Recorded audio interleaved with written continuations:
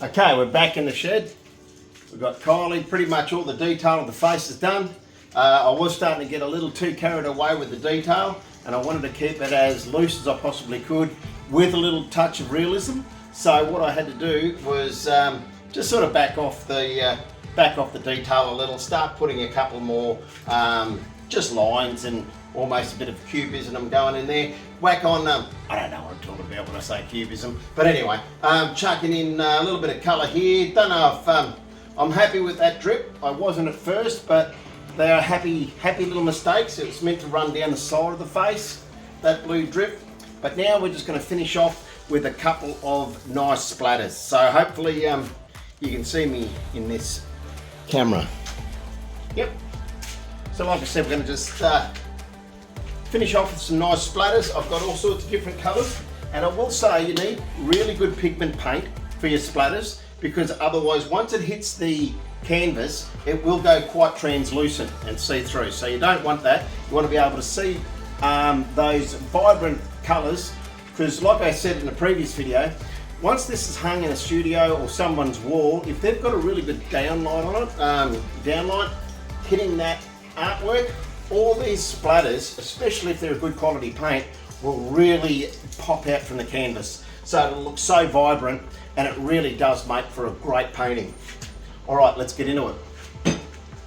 Okay, first cab off the rank, I've got a little bit of Matisse Antique White, which is a really strong pigmented colour, and it will not go translucent. I've already got a few splashes down here, so I've got my little plastic spatula, and all I'm going to start to do here is just flick that over the sides of the face. Now if I don't want to get too much on the detail of my subject, let's say the face here, then I'll just cover that in a minute, as you'll see. But that's just going to add a little bit more, let's say a little bit more interest to the painting.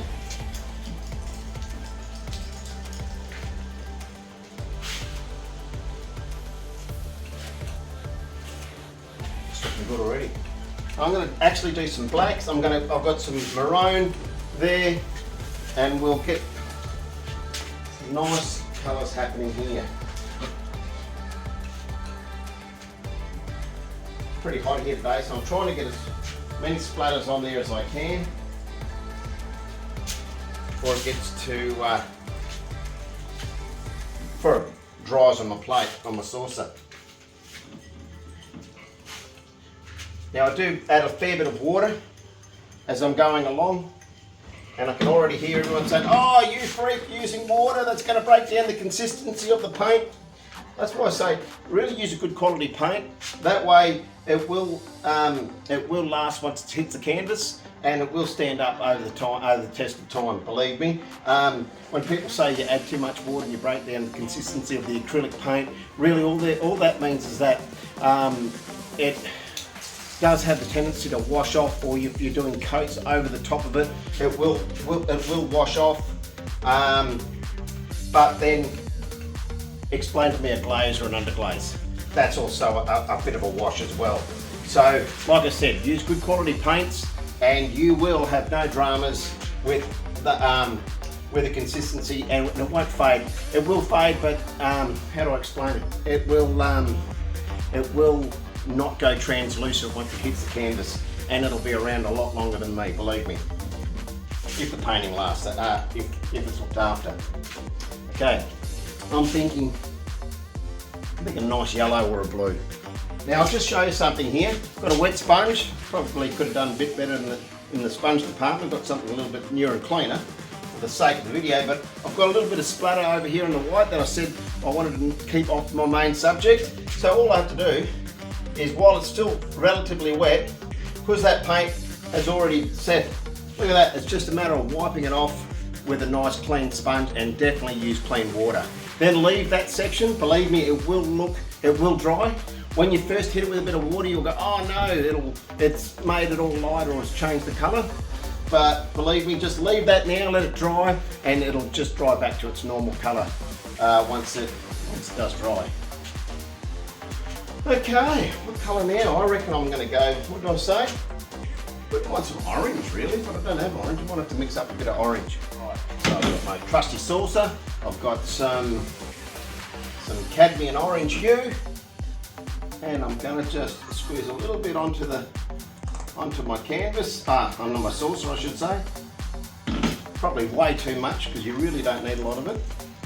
And then I'm going to start to mix in a fair bit of water into that mix until it's nice and runny, and then turn it into a really good slurry. So I'm going to work at that for a minute or two and save you the pain of watching me mix enough water into that to turn it into a slurry. Back in a sec. Right, I'm back. Now, as you can see here, got that.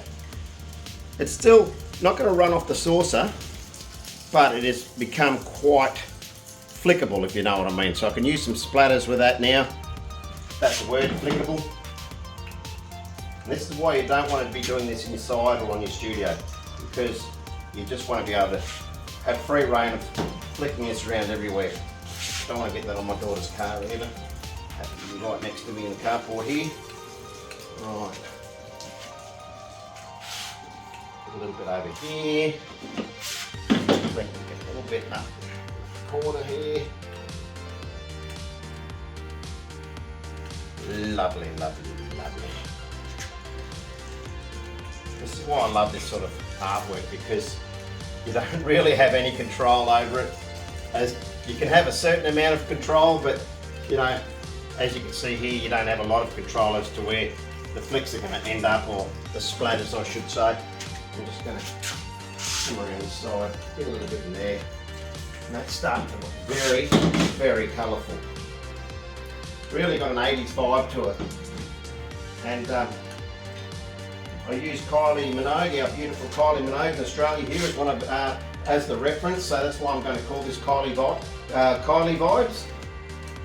Just a bit of a reference, very loose reference, but yeah, I've got an image of her, and I thought I'll just use that as a nice pop art piece, figurative abstract, or whatever the term may be. You tell me.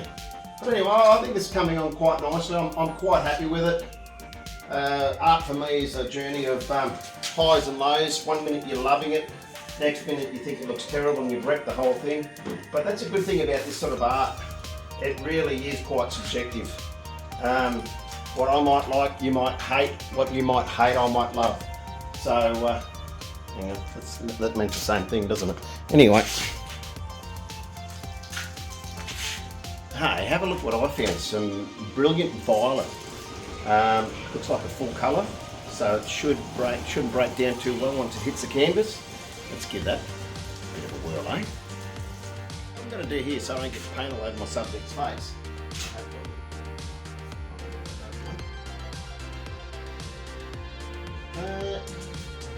I'm going to get my trusty old towel here. Put that over there. Bring it over a little bit. There we go. Look at that. Nicely covered with towel. Make sure it's a towel that you don't mind getting a bit of paint on. It's quite obvious. Now look at this beautiful purple slurry here. I don't know if you can see that, but coming up absolutely beautiful. Could it use a little bit more water possibly, but I think I'm going to just see how we go with that. And I've got my plastic spatula again. I'm just going to start flicking that all over the canvas.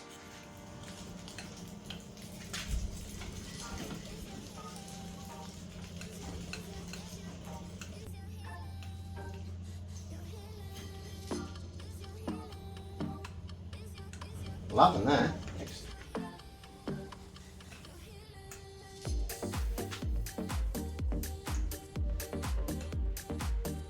And again, don't wear your good clothes while doing this.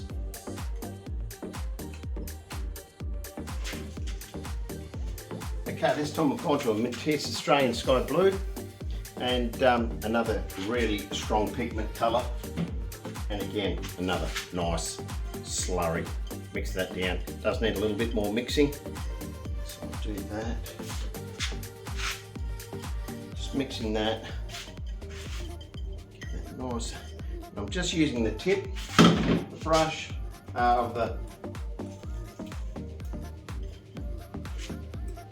just Just going to the outsides. I don't mind getting a little bit into the hair.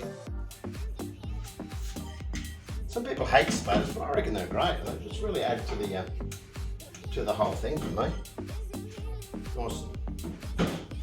Nice and colourful.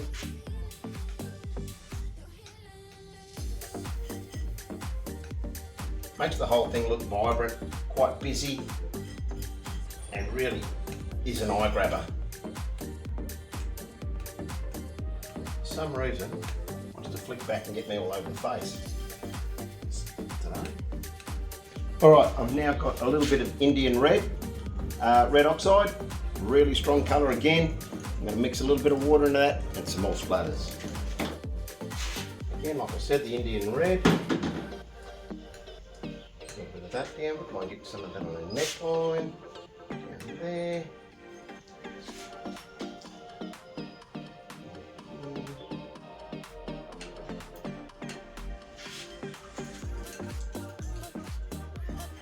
I don't know how that's happening, but somehow it's flicking me back in the face.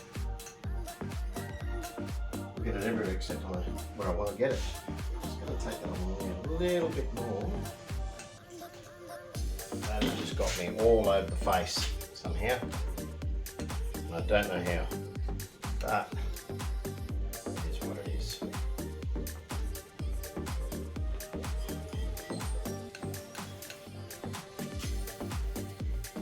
Now I said before I was going to put some black on and I end up doing some blue, but here's our black, and it really does look amazing with black splatters. You wouldn't believe it, would you?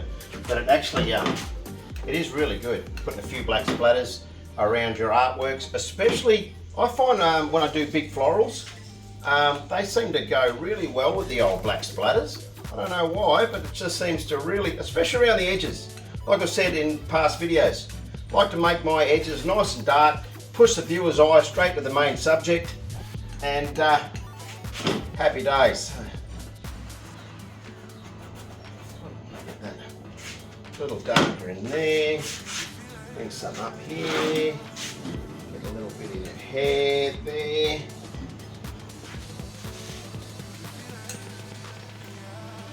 I'll tell you what, I think I'm going to need a few more, a bit more than that. I'll mix up a little bit more.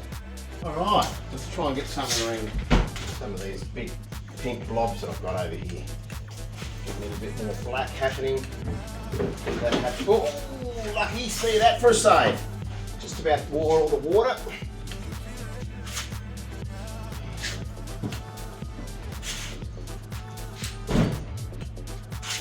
Yeah, that's looking good. This is going to look smashing on a new house.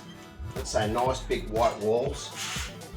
This would look really good with a couple of other big pop art, beautiful looking, vibrant coloured artwork. Okay, I'm pretty happy with that.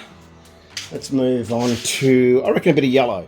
I reckon only a couple more colours and that is pretty much it. So I'm going to now use a little bit of cadmium yellow light, apparently. Which is kind of like a lemon yellow or just a nice light yellow. Alright.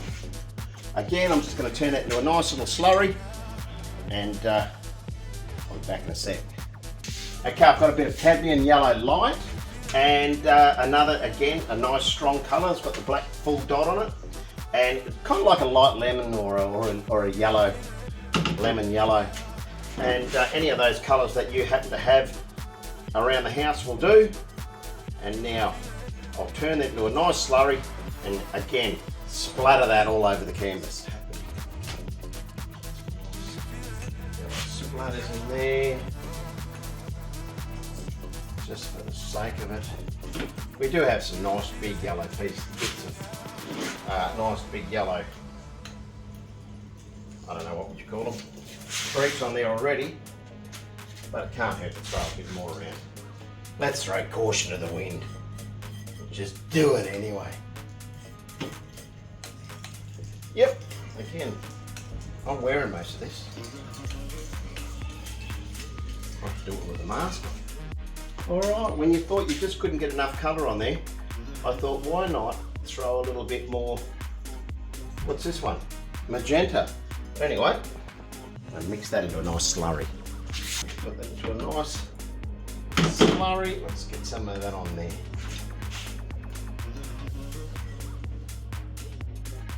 Now, talk about an explosion of colour. Absolute explosion. I am going to put a little bit more purple, maybe some more black in around this area here.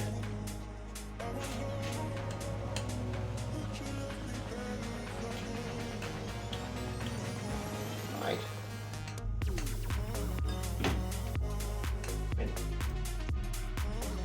When is enough colour enough?